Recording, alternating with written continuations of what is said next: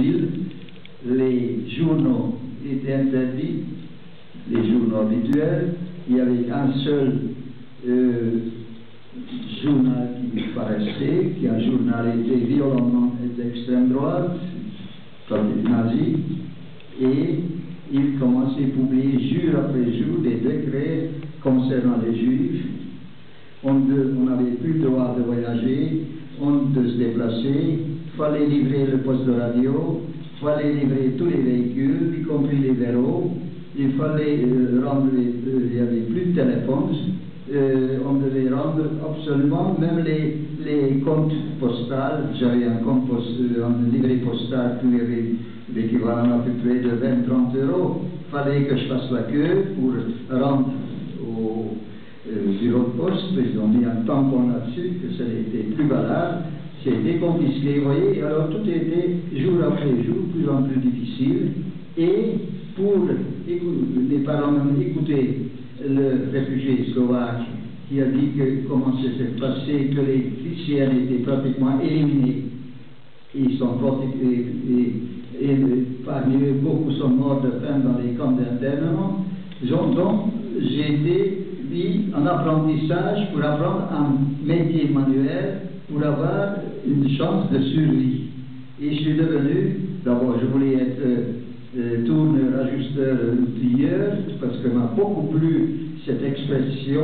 Autrement, je n'avais pas d'autre motif, mais on n'a pas trouvé d'endroit où je puisse travailler, et alors je suis devenu menuisier.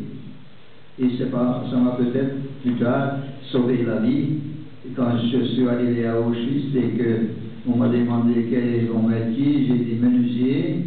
C'est peut-être a permis que j'ai été considéré comme utile, et je n'allais pas vers la chambre à gaz. Mais donc le 19 mars, les conséquences de l'occupation allemande, c'était que quelques semaines plus tard, on devait porter l'étoile jaune. Alors l'étoile jaune, pour aller au travail, on m'a posé une étoile jaune à la maison, et alors là j'étais vraiment curieux, intrigué, apeuré, quand je sortais dans la rue, comment les gens vont réagir quand je porte une étoile jaune, parce que mes parents ne sont pas sortis d'abord, et c'est moi qui ai sorti le premier. J'allais au travail à pied, et j'ai observé les gens que je croisais dans la rue. Bon, mais ils ont fait semblant de ne pas me voir, tout simplement. Alors, jusqu'à l'arrivée de lieu de travail, que j'ai croisé quelques jeunes qui sont moqués de moi. Voilà, c'est tout ce que j'ai constaté.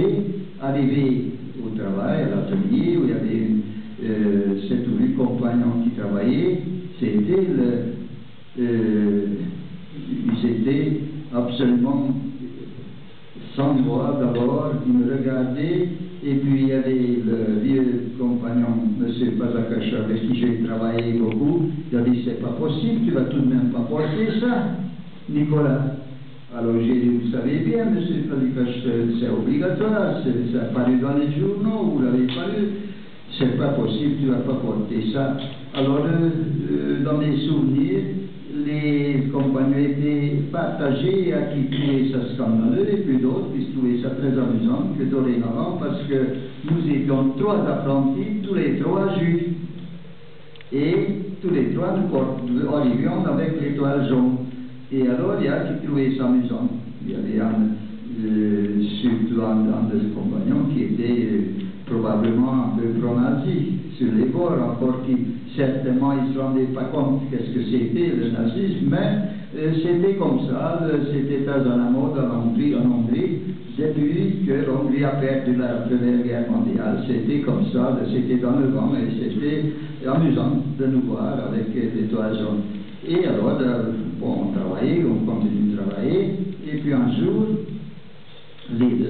c'était vers le mois de mai 45, les décrets de Paris, que tous les Juifs doivent quitter leur logement, leur appartement, et ils peuvent emmener avec eux que le strict nécessaire, ils doivent aller dans le ghetto. Le ghetto, c'était 4-5 rues qui étaient désignées, que dorénavant, ça va être, ces rues vont être entourées par des clôtures, et c'est là que les Juifs vont être groupés.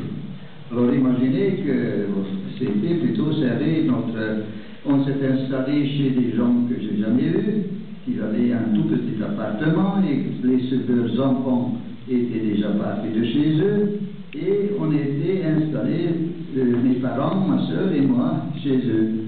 Et puis, au bout de 10 jours, on a reçu l'ordre de se grouper encore plus serré dans le ghetto, et on devait se déménager et aller. Et alors on s'est installé chez la famille, chez le frère de ma mère, et on était très, très serrés.